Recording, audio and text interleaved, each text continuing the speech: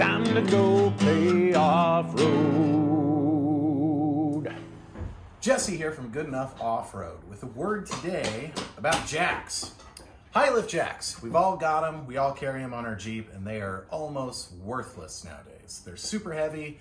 They rattle like crazy. And with the articulation of most modern Jeeps, they just don't get you high enough to change a tire, which is why you're using them 95% of the time. Now, a bottle jack is your probably your next best option, and they're pretty good. The problem with them is they got that tiny little thimble at the top, and they're just not very steady. So today, we are going to play with using a scissor jack as an off-road jack. Now, this particular one costs about 50 bucks, and it is good for 1.5 tons for a super huge fifth wheel, and it raises to 24 inches, which is plenty high enough to change a tire. The other bonus is it uses the same 19 millimeter socket as most lug nuts. So this thing, especially if you use a little DeWalt, is going to be super quick. We're going to do some modifications because these are made to hard mount to the bottom of your fifth wheel. So I'm not quite sure what we're going to do yet, but essentially we're going to take your standard cup that comes with a normal jack that's got the grooves in it to, stabilize your axle.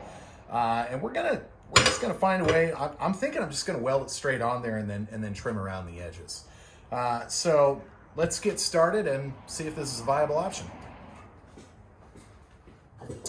All right, so to get started on this, I think we're just going to take our jack. These things are pretty steady. When you bolt them in, it kind of joins them in the middle to give it structural stability. So if we just weld this straight to this, that'll give it structural stability. I'm a little concerned that this metal's a lot thinner than this metal, but I really don't think it's going to make too much of a difference. So I think to start, we're just going to center this up with about where we're going to weld it. And if you've ever been to Good Enough Off-Road before, there's a reason it's called Good Enough Off-Road. We don't take measurements here. Measure once, cut 8 times. That's how we do it. So now we've got our marks. We'll probably go a little bit inside of that because I want to be able to weld to the back of this and not have this sticking out. It's a pretty good contact patch. I think it'll be enough.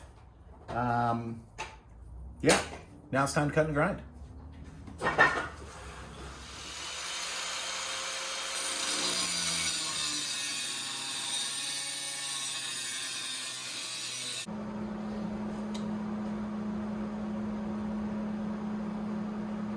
Good enough.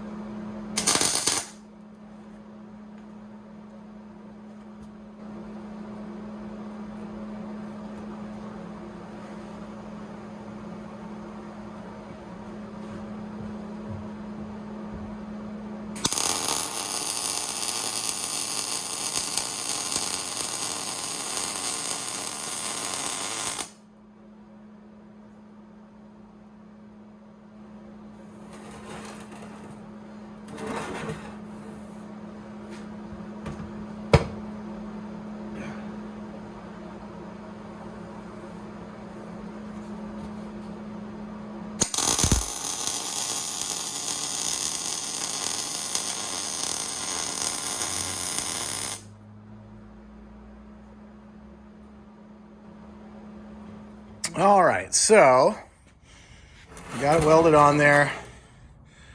Not great, but I think it'll work. And look at that. That should work well. All right, so we got our jack. We got our Jeep on 37s. So typically when I use my floor jack, it's pretty maxed out, but let's see how this does. And got our tool hooked up. Whoops. Kind of hard to do with camera. Make sure we're centered.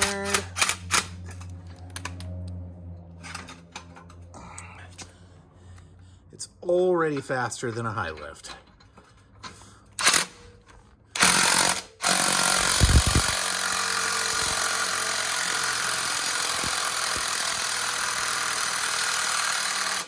Okay, so the torque lift the torque wrench does lift it a little slow. So I'm guessing once we get pretty high, we're going to need We're going to need to use a standard wrench, and on the trail, that's probably what we'll have anyway, but I'm going to say that's a success. We're pretty stable here, and I mean, you can see by that scissor jack, we're off the ground, we could change the tire, and we haven't even gone halfway up, or maybe halfway up.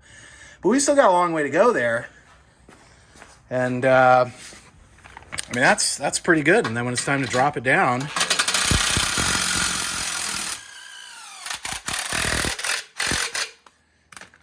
she's ready for storage. So, I'm going to say that's way better than a bottle jack and way better than a high lift. We're going to paint it up, make it look, I don't know, maybe we'll mount it, hard mount it inside the Jeep. Maybe we'll just throw it in the tote. I don't know, but I like it. I'm a big fan.